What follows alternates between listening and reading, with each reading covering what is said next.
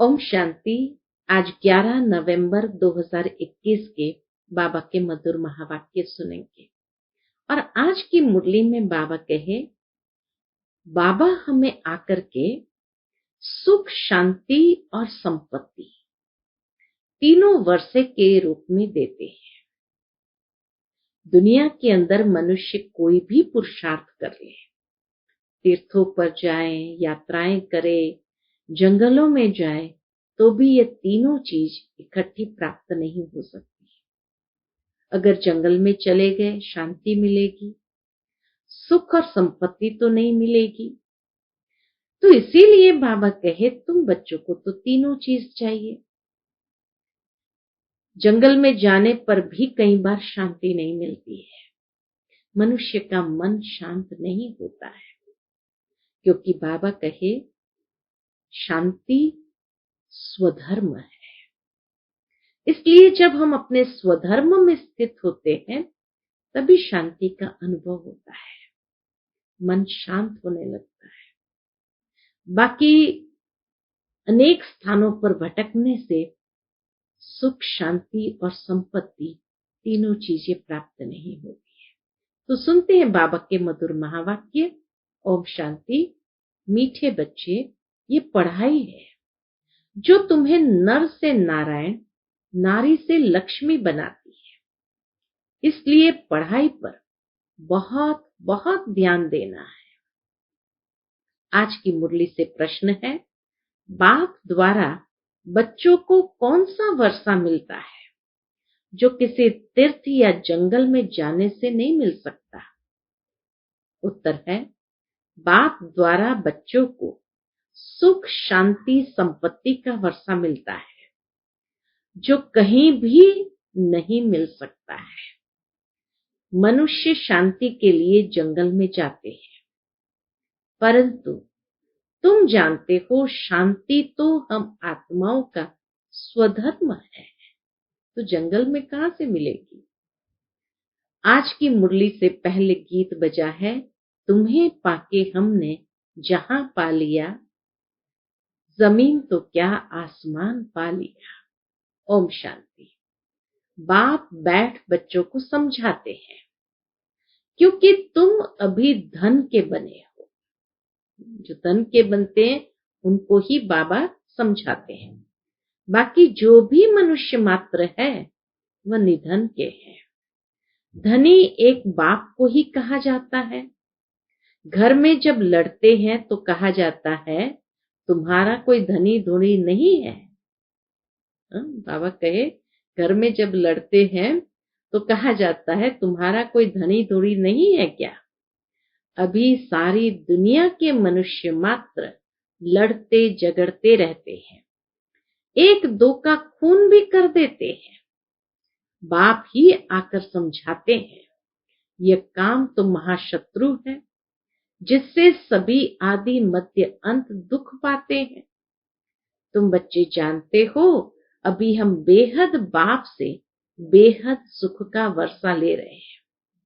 मनुष्य भल कहते हैं हमको शांति चाहिए, परंतु शांति क्या है? बाबा कहे, परंतु शांति क्या है, कहां से मिलती है? क्या जंगल में जाने से शांति मिलेगी? सुख शांति कब और कौन देते, तीर्थों पर किस लिए जाते, यह भी कोई जानता नहीं। सिर्फ सुना है कि भक्ति करने से भगवान मिलेगा, जानते भगवान को भी नहीं। भक्ति करने से भगवान मिलेगा, लेकिन भगवान कौन है जानते भी नहीं। बाप कहते हैं, मैं आकर तुम बच्चों को सुख शांति देता हूं। अब सुख शांति संपत्ति किसके पास नहीं है, देने वालों को भी कोई जानता नहीं है। बाप आकर समझाते हैं, तुम गाते भी हो, दुख हरता सुख करता। गांधी जी भी पुकारते थे कि हे पतित पावन, आकर पावन बनाओ। गाते हैं पतित पावन सीताराम, परंतु अर्थ का पता नहीं। भक्ति क्यों करते, उससे क्या मिलेगा, कुछ भी जानते नहीं। ये भक्ति की भी ड्रामा में नूंद है। बाबा कहे ये भक्ति की भी ड्रामा में नूंद है। द्वापर से रावण राज्य शुरू होता है। मनुष्य ये नहीं जानते कि रावण क्या चीज है, कब तक रावण को जलाते रहेंगे, बल उनका जन्म कब हुआ, रावण के भी बूथ को बनाकर जलाते हैं। आत्मा कभी जलती नहीं। यह सब बातें तुम बच्चे ही जानते हो। आज से 5000 वर्ष पहले भारत स्वर्ग था। इन लक्ष्मी नारायण का राज्य था। लक्ष्मी नारायण को ही भगवती भगवान कहा जाता है। फिर त्रेता में राम का राज्य था। उन्हों को यह राज्य किससे कैसे मिला, फिर वह राज्य कहाँ गया, ये कोई नहीं जानते। अर्थात रचना के आदि मध्य अंत को कोई जानता नहीं। तुम इस नॉलेज से स्वर्ग के मालिक बनते हो।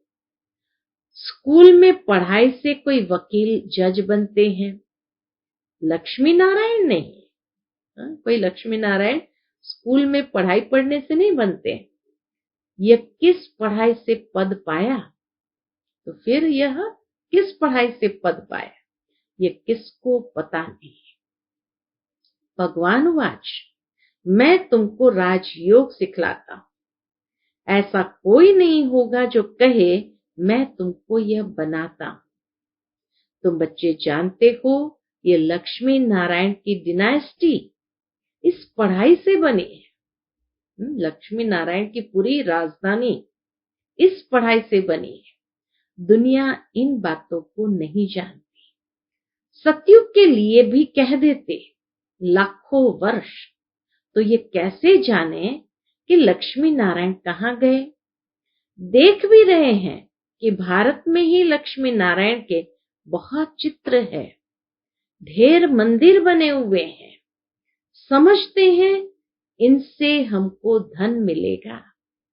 महालक्ष्मी से हर दीपमाला पर धन मांगते हैं, परंतु साथ में जरूर नारायण भी होगा।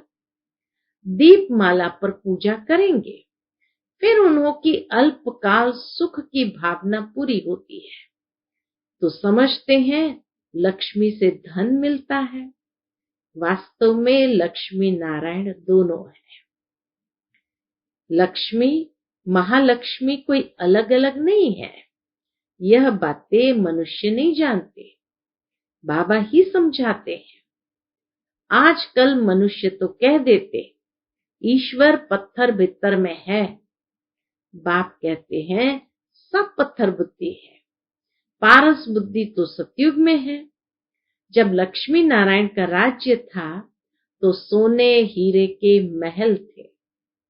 5000 वर्ष की बात है। शास्त्रों में कल्प की आयु लाखों वर्ष लिख दिया है। बाप कहते हैं यह भक्ति मार्ग से सीढ़ी नीचे उतरनी पड़ती है। ड्रामा अनुसार जब दुर्गति को पाए तब मैं आऊं और आकर नई दुनिया बनाऊं। अभी तुम बच्चे नई दुनिया के मालिक बनने के लिए राजयोग सीख रहे हो। तुम जानते हो इस महाभारत लड़ाई से पुरानी दुनिया का विनाश होगा। यह ड्रामा बना बनाया है। सतयुग में देवी देवताओं का राज्य था। उनको 5000 वर्ष हुए। 2500 वर्ष सूर्यवंशी चंद्रवंशी राजधानी चली। बाकी द्वापर से रावण राज्य शुरू हुआ। मनुष्य पतित बनते जाते हैं, परंतु उन्हों को ये पता नहीं तो हमको पतित किसने बनाया। हम पावन थे, पतित कैसे बने।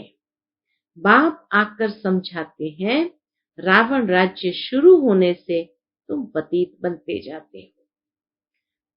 रावण के जन्म को अभी 2500 वर्ष हुआ।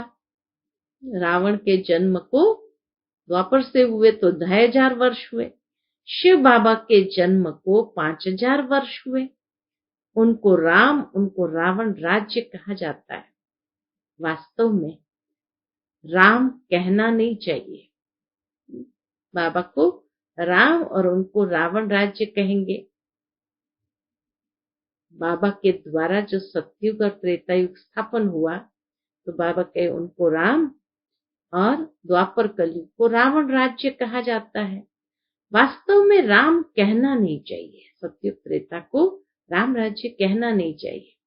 आजकल मनुष्य के नाम रामचंद्र, कृष्णचंद्र रखते हैं। 5000 वर्ष पहले भारत सोने की चिड़िया थी, ये कहना चाहिए। उनको गोल्डन एजेड वर्ल्ड कहा जाता है। वैकुंठ था, परंतु कहाँ था ये नहीं जानते। आत्मा क्या है, परमात्मा क्या है, सृष्टि क्या है, कुछ भी नहीं जानते। तब उनको कहा जाता, क्या कहेंगे बाबा कहे, तब उनको कहा जाता तुच्छ बुद्धि। ऋषि मुनि रचता और रचना के आदि मध्य अंत को नहीं जानते। तब तो कहते हैं नेति नेति, न बाप न वर्षे को जानते।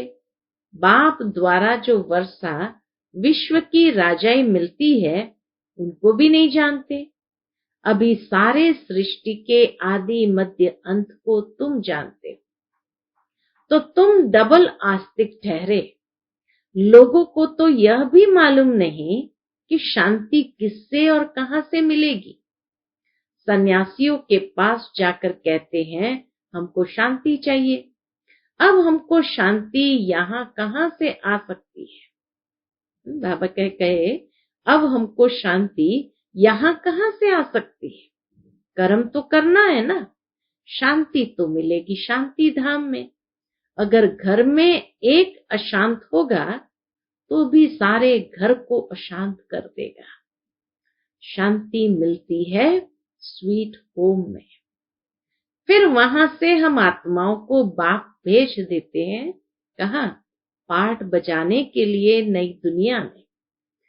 बाप दोजक में थोड़ी भेजेगा, दोजक माना नरक में थोड़ी भेजेगा। शांति धाम से सुख धाम में जाएंगे। तुम बच्चे जानते हो ये भगवान की पाठशाला है, यह कोई सत्संग नहीं है। यहाँ भगवान वाच है बच्चों प्रति। निराकार शिव बाबा शरीर में प्रवेश कर तुम बच्चों से बात करते हैं। आत्मा भी शरीर में है ना। आत्मा को जब कर्मेंद्रियां मिलती है तब बोलती है, सुनती है। अब आत्माओं को बाप बैठ पढ़ाते हैं। आप परमात्मा को बुलाते हैं, हे पतित पावन, हे सदगति दाता, लिबरेटर, गाइड। परंतु यह नहीं जानते कैसे लिबरेट कर फिर गाइड बनकर कहाँ ले जाएंगे। सिर्फ चिल्लाते रहते हैं। परिचय न होने से कुछ भी समझते नहीं, कोई भी महिमा के भाव को समझ नहीं पाते हैं।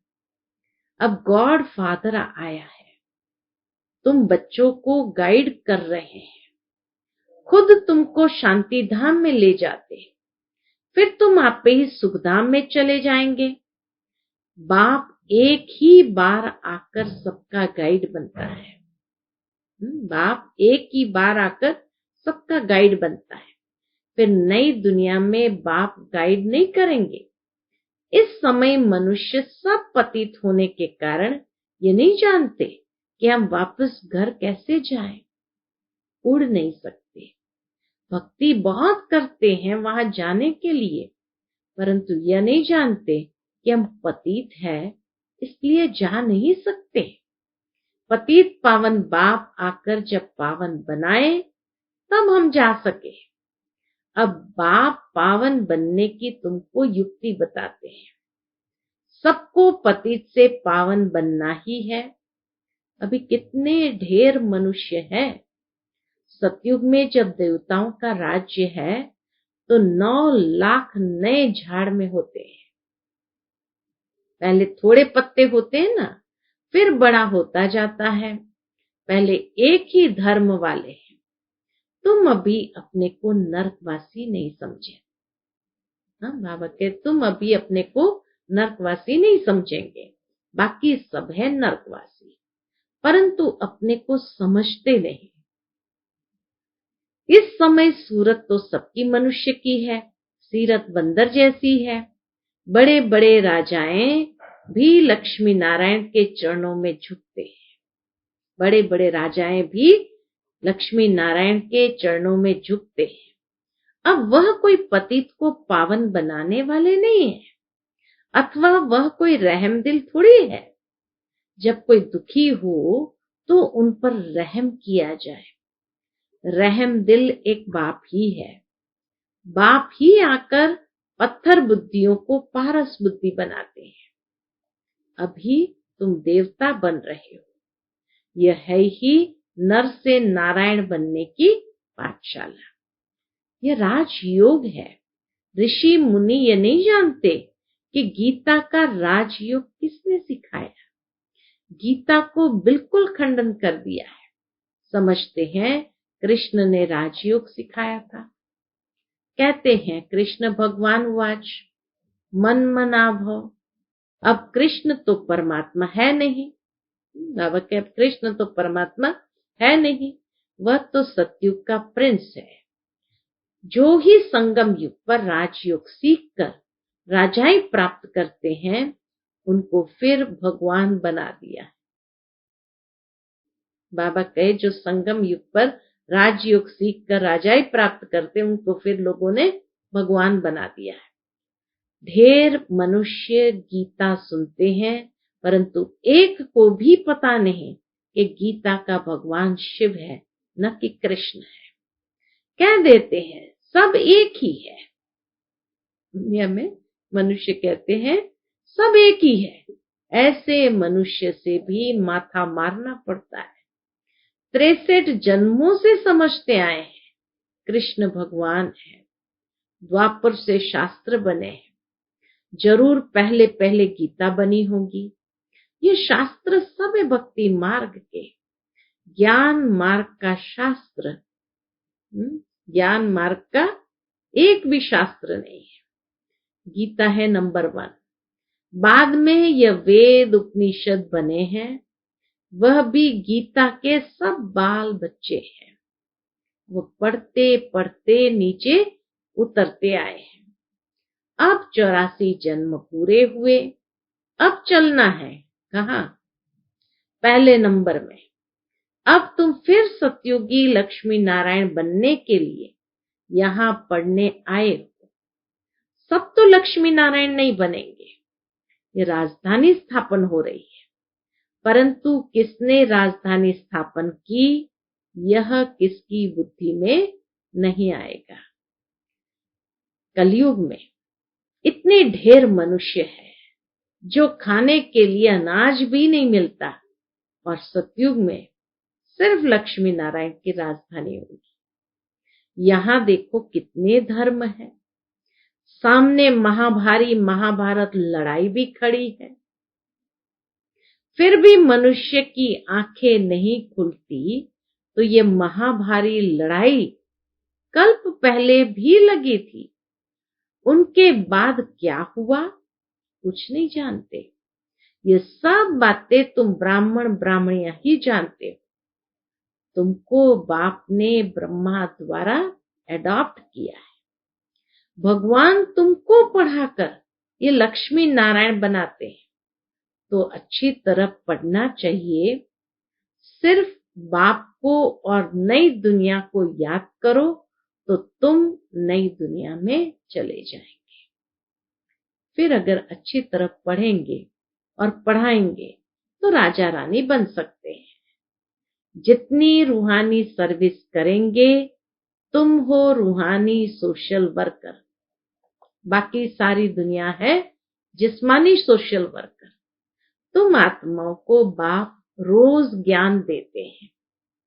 आत्माओं की सेवा करते हैं ना, उनको कहा जाता है आत्माओं की सेवा। जो सिखलाते भी है स्पिरिचुअल फादर। यह है मनुष्य को देवता बनाने की पाठशाला। बनेंगे भी जरूर।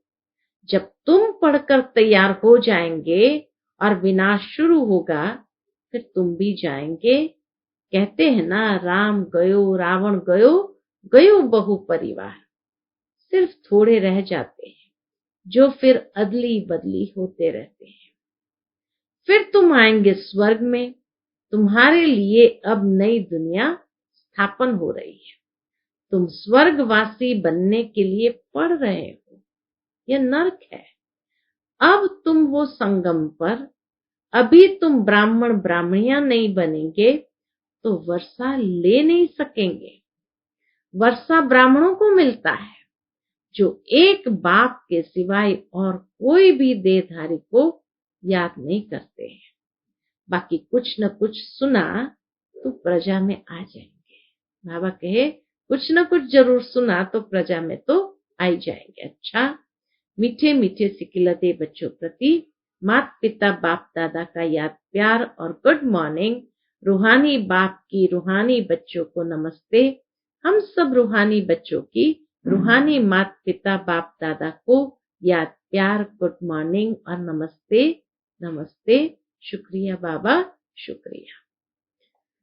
आज की मुरली से धारणा के लिए मुख्य सार है। पहली पॉइंट, रूहानी सोशल वर्कर बन पढ़ना और पढ़ाना है। बाप के साथ साथ आने वाली नई दुनिया को भी याद करना है। दूसरी पॉइंट, बाप समान रहमदिल बन सबको पारस बुद्धि बनाने की सेवा करनी है। आज का बाबा का मधुर वरदान हम बच्चों के प्रति है, साधनों को यूज करते हुए साधना को अपना आधार बनाने वाले सिद्धि स्वरूप भव। साधनों को यूज करते हुए साधना को अपना आधार बनाने वाले सिद्धि स्वरूप भव। कोई भी पुरानी दुनिया के आकर्षणमय दृश्य, अल्पकाल के सुख के साधन यूज करते व देखते हो तो उन साधनों के वशीभूत हो जाते हो। साधनों के आधार पर साधना ऐसे हैं जैसे रेत के फाउंडेशन पर बिल्डिंग। इसलिए किसी भी विनाशी साधन के आधार पर अविनाशी साधना न हो। साधन निमित्त मात्र है और साधना निर्माण का आधार है। इसलिए साधना को महत्व दो तो साधना सिद्धि को प्राप्त कराएगी। साधना सिद्धि को प्राप्त कराएगी। आज का बाबा का स्लोगन है, किसी भी कमजोरी का अंश है तो वंश पैदा हो जाएगा और परवश बना देगा। किसी भी कमजोरी का अंश है तो वंश पैदा हो जाएगा और परवश बना देगा। इसलिए कमजोरी के अंश को ही समाप्त करो, उसको विस्तृत होने नहीं देना है। अच्छा,